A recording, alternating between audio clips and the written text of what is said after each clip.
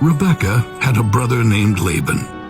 When he saw the ring and the bracelets on his sister's wrists, and heard the report of what the man had said to her, he ran out to the well and found the man standing there by the camels, and said, "Come in, you who are blessed by the Lord. Why are you standing outside when I have prepared a room for you in the house and a place for your camels?" So Abraham's servant went inside, and his camels were unloaded and given food, and water was provided for the servant to wash his feet and the feet of the men who were with him. And when food was set before him, he said, "I will not eat until I say what I have to say." Speak on. The servant told them about his master Abraham, and the oath he had made to find a wife for Isaac in the land of Abraham's father and among his kindred. He then shared how he asked the Lord to show him who he intended for Isaac, and how Rabekah not only offered him a drink, but offered to water his camels as well. When he was finished speaking, he said, "And now, please tell me if you are going to deal kindly and truly with my master." Then Laban and Bethuel answered Abraham's servant and said, "Since this comes from the Lord, we cannot say anything to you, good or bad." Rabekah is here in front of you. Take her and go.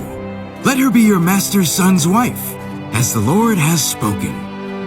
When Abraham's servant heard their words, he bowed down before the Lord. And the servant brought out jewels of silver, jewels of gold, and garments, and gave them to Rabekah. He also gave valuable gifts to her brother and her mother. Then he and the men with him ate and drank and stayed the night. In the morning, Abraham's servant said, "Send me away to my master." But her brother and mother said, "Let Rabekah stay with us a few days, at least 10. After that, she will go. Do not delay me. Since the Lord has made my trip successful, let me go back to my master." And they answered, We will call the girl and see what she says." So they called Rabekah and asked her, Will you go with this man? I will go. So they sent Rabekah away, along with her nurse, with Abraham's servants and his men.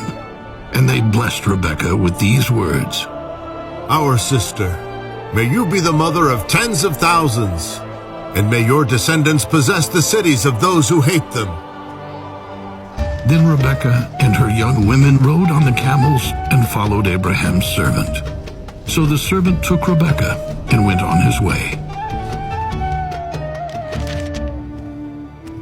Meanwhile, Isaac, after coming along the road from Beer-lahai-roi, went out walking in the field. And as he looked up, he saw camels approaching. Rabekah also looked up, and when she saw Isaac, she quickly dismounted from the camel and said to the servant, Who is the man walking in the field to meet us?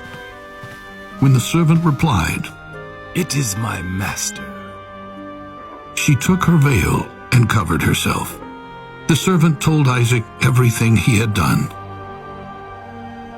And Isaac brought her into his mother Sarah's tent and took Rabekah as his wife. Isaac loved her, and he was comforted after his mother's death. Abraham took another wife, and her name was Keturah, and she bore him Zimran, Jokshan, Medan, Midian, Ishbak, and Shua.